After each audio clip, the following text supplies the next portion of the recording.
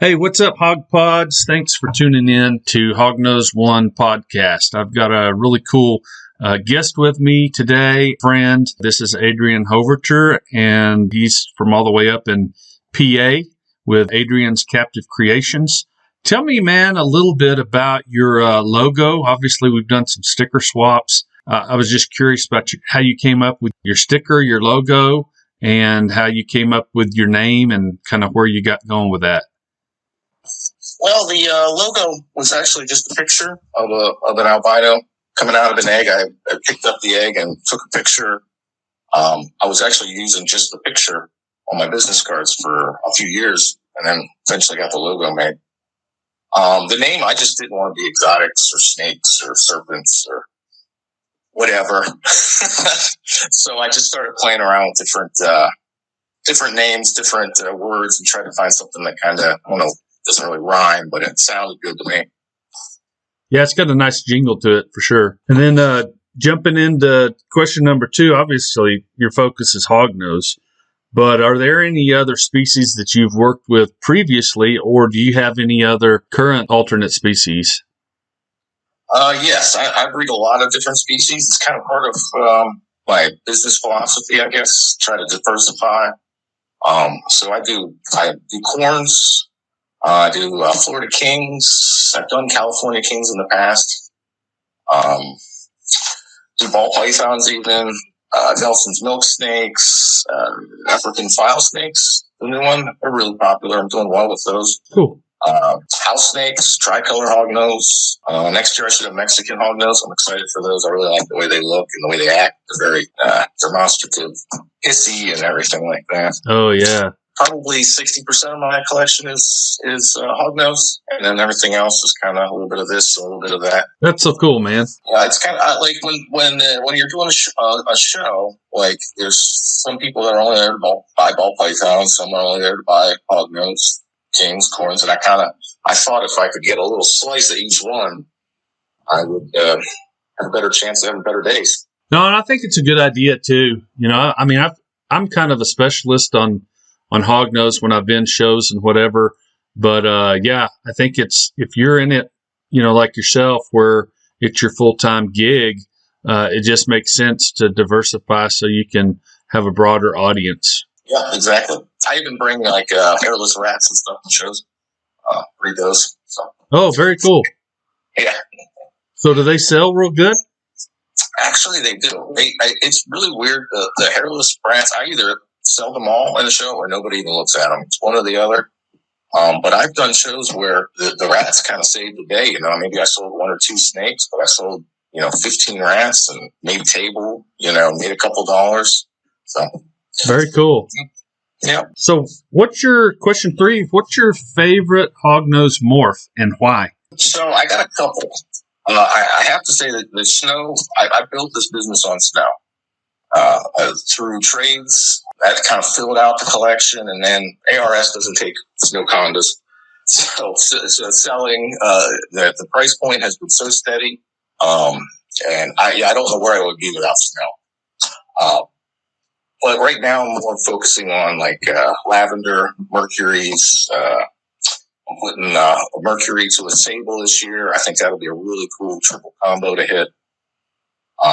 Arctic into lavender and mercury. I'm even thinking about, I got a little frost thing going on. I want to put frost into the mercury. That's basically my focus at the moment. Lemon Ghost always catches my eye. It's the first thing I go into Morph Market to look at. I don't have a lot of it, but I always do some pairings. I just like the yellows and the greens and how much variety in a clutch you can get. You get some that are kind of and some that are just blow your mind how nice they look. The line breeding with them and just interests me. Yeah, it's interesting. A lot of the folks that I've talked to and interviewed with, we have conversations obviously before and after the interviews, but kind of for myself, kind of how I liken to a lot of those entities is we all seem to kind of go back to the originals, the basics. We're going back to the drawing board with reds, greens, yellows, and looking at how those influence the patterns and then the recessive traits. So that's kind of what I've done at least the last 2 years, gosh, with the reds, I've, done combos with reds where I've got, extreme purple, raging red, the Phoenix, my own line of red, just crossing them all together just to see if I can come up with, the perfect blend. Same thing with greens and yellows. I've just got a lot of interest in, I got a True Hypo Lemon Ghost Arctic that's just phenomenal, and, want to go more with Lemon Ghost into Granite Jungle. And I don't know. I'm like you, man. It's just the color thing I've kind of come back around on. I overlooked it for several years while trying to, look at more pattern morphs. And now I'm coming back to recessives also. So I think there's a lot to it, man. Absolutely. Yeah, I did a Lemon Ghost to Arctic Toffee last year. Some of those snakes came out. Oh my goodness, just amazing! Like how that works. And now try to breed those back and get the toffee in there as well. It's a lot of fun. It's a lot of fun playing with polygenetics and putting recessives into them, like you said. Yeah, with the reds, and I'm sure they're all, the other line traits are kind of the same. But I've noticed in some of the reds that I've got, there are dominant elements that show up every time. Even when they outcross. But man, the real cool stuff comes in when you do back crosses, so sibling crosses are like father-daughter, mother-son crosses back to the same bloodline. Wow, man, I've just popped out some stuff that's completely mind-blowing. So it's been a blast, man. I've really had fun pursuing kind of the line breeding stuff too. Absolutely. I think the more you do it, the more you go into the line breeding and the polygenics. I really do. So jumping into question number 4, do you have any frustrations with the hognose hobby? And that could include the market. It could be something you see as a big problem that you hope to see some change enacted on. Could be misinformation, husbandry, the species themselves. Anything you got trouble with that you want to just expose or point out or drop some suggestions on? Well, I've been noticing actually a good number of ball python breeders are starting to run the hognose. Yeah. And that concerns me a little bit. I don't blame them. I understand it. I have friends that are doing it. Like I don't harbor any ill feelings, but it's concerning to me that might get.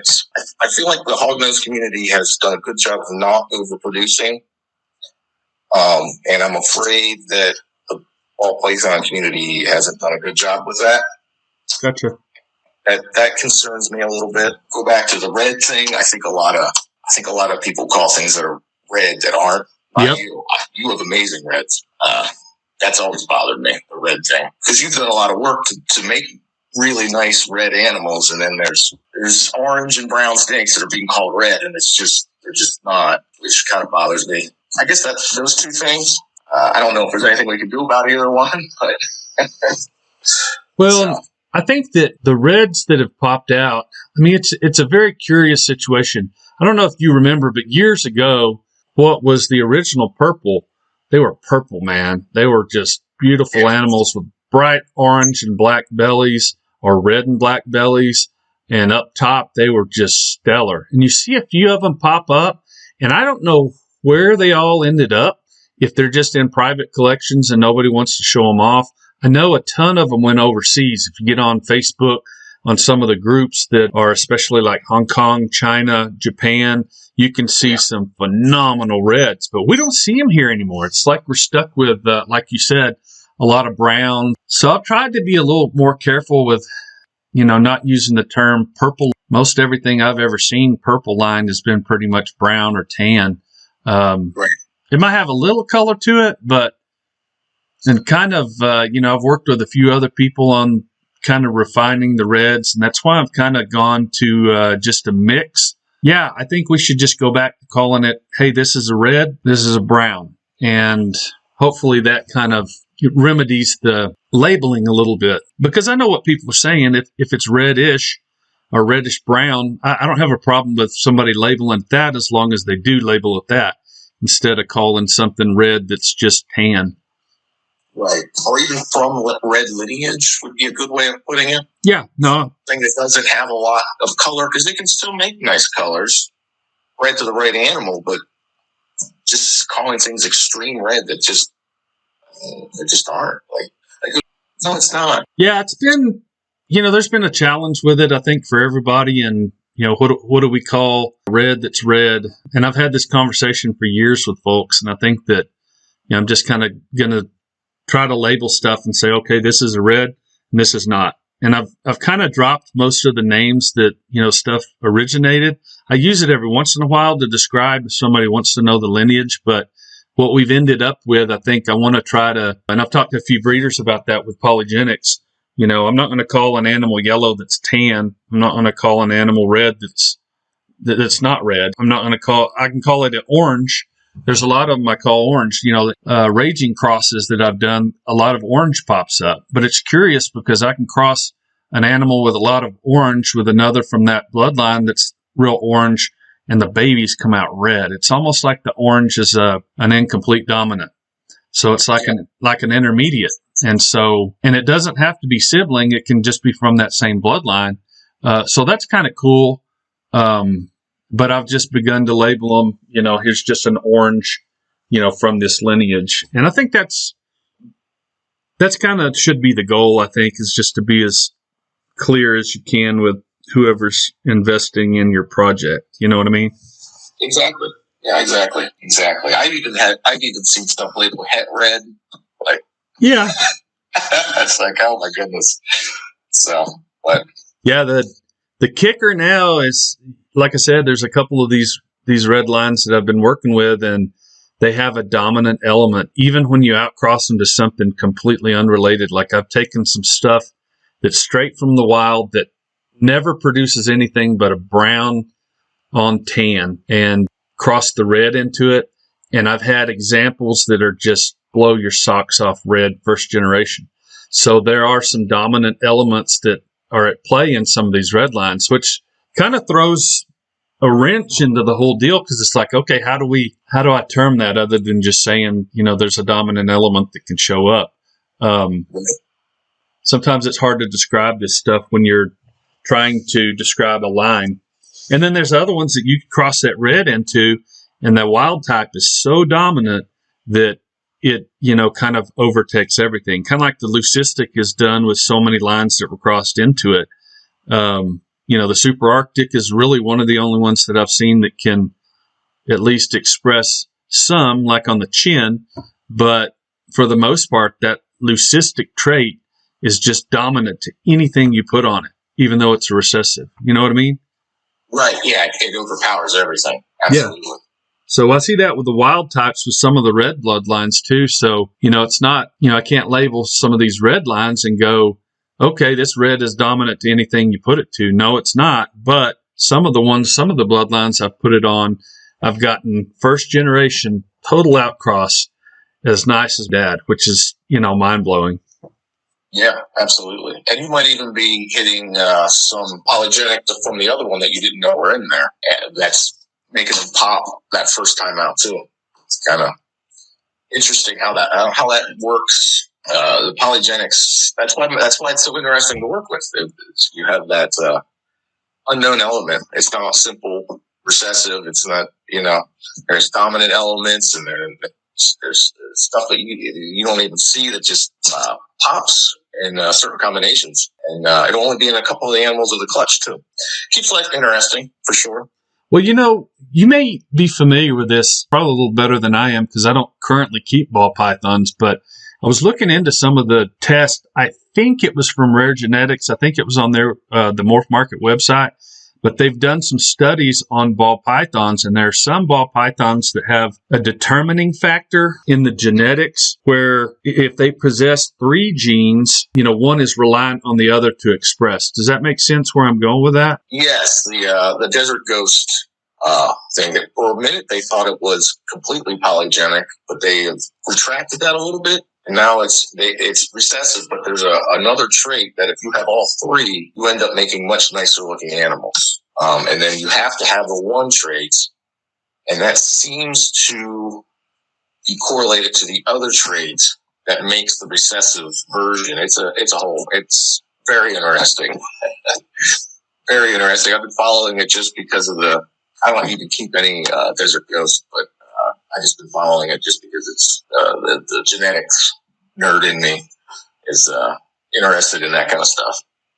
Well, I was talking to another breeder, and I think we went into it very briefly on one of the other interviews. A local guy named Jordan Smith that I'm friends with, and he studied, he's in the vet field and studied genetics too. And so we were talking about how that the Labrador Retrievers, they have some funky things going on in their genetics also, where to produce a certain color of lab, it's also relying on a second, kind of like a floating gene or whatever. And I forget which one it is, if it's brown lab or the gray lab, but it's like it's reliant on another gene to express. So you have to have 3 of them going at the same time for 2 of them to be produced, if that makes sense. Yeah. Yeah. So that's kind of where I think that genetic testing for hognose, I think companies right now are looking at, if I'm not mistaken, I think the hognose genome has been mapped already. So we're just on the cusp of figuring out what traits we're looking at. And I think we're going to learn a whole lot when they start doing DNA tests and figuring out, kind of like they did with the desert ghost you were talking about. That would be very interesting, especially with the polygenic traits. I'd be very interested to see what they can map with that. That would be, it might explain a lot that we're seeing we're not quite understanding because it seems so random. Yeah, there's another thing that I thought was interesting. I'll just throw it in here since we're kind of on that topic. But I found it curious that several of my Arctics through the years, I had one Arctic male that bred 3 different females, 3 different years. Unrelated stuff, but 100% of his babies were Arctic in all 3 years, all clutches. Oh, wow. So I looked into it a little bit, and there's something in genetics called a true breeding dominant. And we know that Arctic is what we call an incomplete dominant, meaning it's a heterozygous form of dominance. And I haven't explored it further. I'm wondering if we don't or couldn't see it in the anaconda, where an anaconda could be what we call true breeding, and they take on the look of the heterozygous, but they pass 100% of their genetics on to their offspring. There's no normal. It overtakes what would be normal in a given clutch. But I mean, I've since sold him. He's gone, and I haven't researched that any further, but that was just something in my years of breeding that I thought was extremely curious. And I'm just curious if anybody else has seen that too. So if anybody else listening to the cast today has seen something similar where year after year you got an animal that's a conda or an Arctic that produces 100% of their clutches like themselves, Arctic or anaconda, yeah, let me know. I'm curious to see if other people have seen that too. That's pretty wild. I've never heard of that. That's interesting. Yeah, it happens in other species, but it's just, like I said, just something the first time I've ever seen that in hognose. So jumping over into question number 5, any wisdom that you would give the beginner you, like if you were able to go back and talk to yourself before you started keeping or breeding hognose, what information have you learned that you would tell your former self? I would tell myself to buy hognose sooner. I love it. No, that's just a joke. What kind of?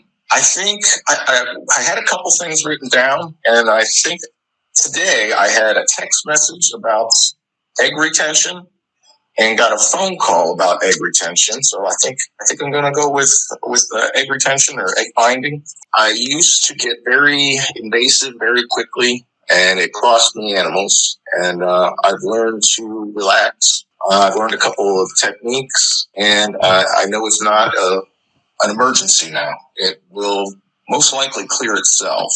And if you just feed the animal a little bit, maybe help with something on egg right at the cloaca, maybe eventually aspiration, but I don't jump to that either. I'm real slow, I'm real methodical, and I kind of just let the female will most likely get rid of those eggs. You don't have to go crazy. It's not an emergency. It seems like this is the time of year where you're going to see it on Facebook, and people will be calling me, and everybody just needs to calm down. I'm sure you've had plenty of egg retention in your breeding.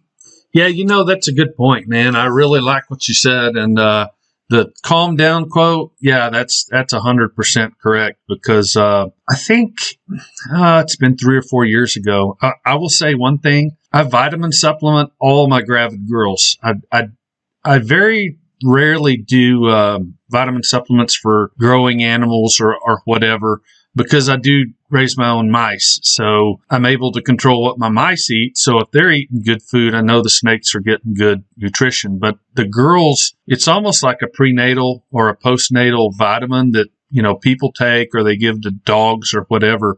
They're just so nutrient deficient because they're contributing all their resource to the eggs. And I find that when I started doing vitamins and calcium, so anytime they're feeding and they're growing or, cycling eggs, they get a dusted mouse. So I find that at that time, the extra calcium they have, they can poop it out if they don't use it. But generally they use it pretty well. And I have less issues with egg binding, egg retention, things like that, when I do supplement. So I think that magnesium is pretty darn important. I know that mammals, even though we're completely different creatures, it's imperative that the electrolyte stays really high for muscles to be able to and skin to be able to stretch for the birthing process. And I don't think it's too out there to expect the same in reptiles. So that's imperative to do. I keep nest boxes in all the time with my girls. So I know if the snake stresses, you don't have a nest box in really quick, they get stressed out and they can egg bind. Once you get to that point, this is just for me, this is just some of my perspective on it, but I have had girls go, man, they had giant eggs inside and couldn't lay. And I remember one, I was real worried about her, and everybody saying, oh, aspirate. But everyone, like you, that I've done aspiration through the belly scales has died.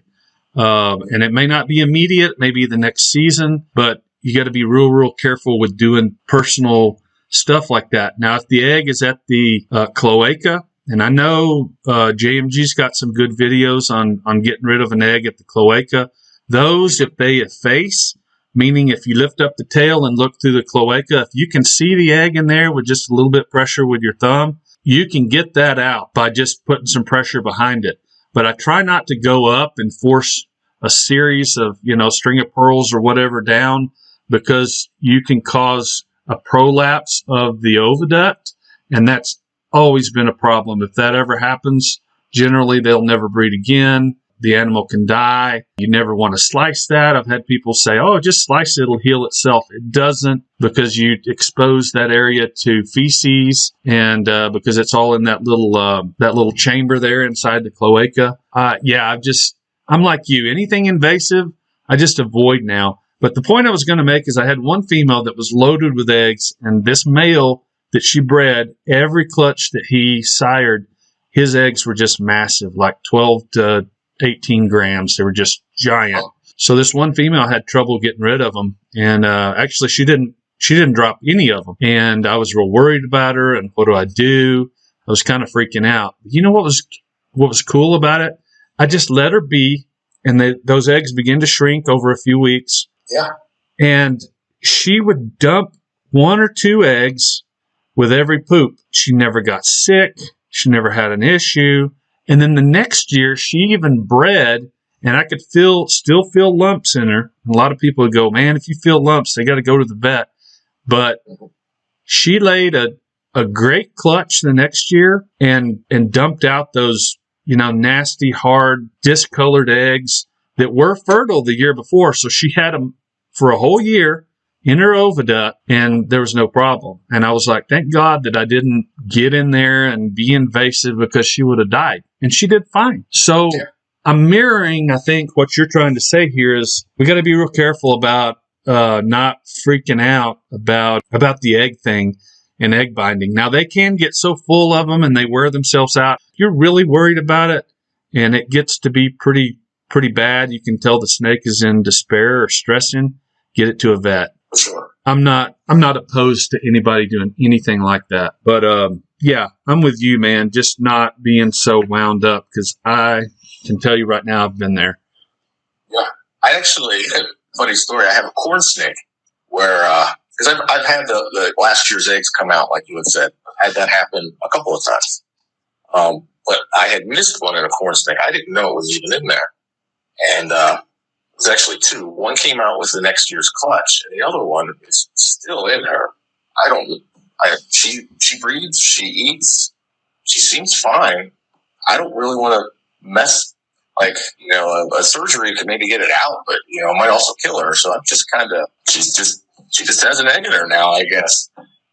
It's been, she's had it in her for 5 years. So is it up high or? It's up high. Yeah. It's up real high. So it's pretty obvious at this point too, because it starts to, I guess, calcify around it maybe.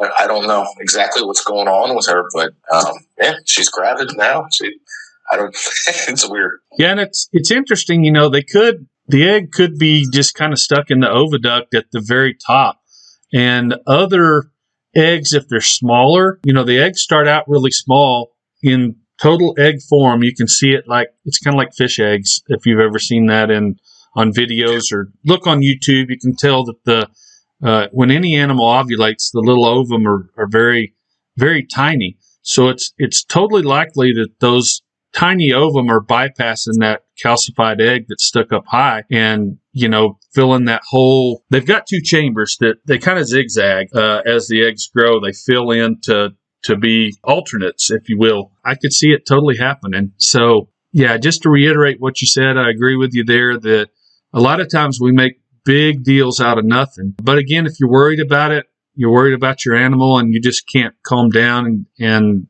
whatever, take it to a vet. But I will give this thing too, take it to a good reptile vet, because I have taken expensive hognose snakes early on to people that were dog vets, and they had no idea. They were looking through the Merck manual and trying to figure out how to do a surgery, and they ended up doing extensive slicing on the snakes. She had this one that I was doing was not egg related. It was a swollen scent gland, and boy, they lanced her tail up and on the side of her, and just to kind of inspect the glands from the inside. Highly invasive. Long story short, she had stitches all over and she was dead within a week. I've learned a lot about that too with the scent gland. There's a lot of easier ways to express those scent gland. I learned that you can put your snake in front of like a pet dog, one that is not going to bite your snake, and just them smelling that snake will go into an immediate, natural, instinctive defense mode and completely expel their musk gland, even if there's a clog. That's the way I get rid of turnip tail. So that rabbit trail right there was just to tell you. That's a good tip right there. Yeah, it's something easy that we can all pretty much do. Cats, it'll work the same with cats. You just want an animal that's not going to attack your snake. But I'm just trying to say that we can get in a mode where we say, oh, something's wrong, I got to go to the vet too. If you get a good qualified vet, there's really not a problem with it. If they have experience with reptiles, that's even better. Even if you got to drive 2 hours to a vet that takes a little longer, if they're reptile specialists, it's a good thing. If they're not, it can be detrimental to your animal. Yeah, it can be deadly. Yeah, I 100% with you on both of those. A good vet can be life-saving, a bad vet, just the opposite. We've covered some good information here. I appreciate your time joining me here, and I'll condense this a little bit. We're at like 35 minutes right now, but I think it's just been power-packed, full of good information. You've given it a lot of thought, and man, I really just greatly appreciate you coming on here and contributing. And for anybody listening, Adrian's information is going to be in the description, the links to his Morph Market page, to his social media accounts. And just so you know, I've picked up an animal from Adrian that I really love. Got a toffee Arctic anaconda that he sold me. When was that? Was that this year or last year? That was the end of last year. End of last year. Well, that dude is hammering down. He's like 55 grams, and he brumated with everybody else and came out like a power punch. And, he may be ready this year for some girls. And anyway, he's just an amazing animal. So check out his Morph Market from Adrian. Thanks for having me. Thanks again for tuning into the Hog Knows One podcast. If you're a hog pod or you just want to share with anyone you know, we are offering a discount code for our books via our book printer, Book Baby. So just punch in code 2024 at checkout for any of our Hognose titles. I've got a couple other titles on there you can check out as well.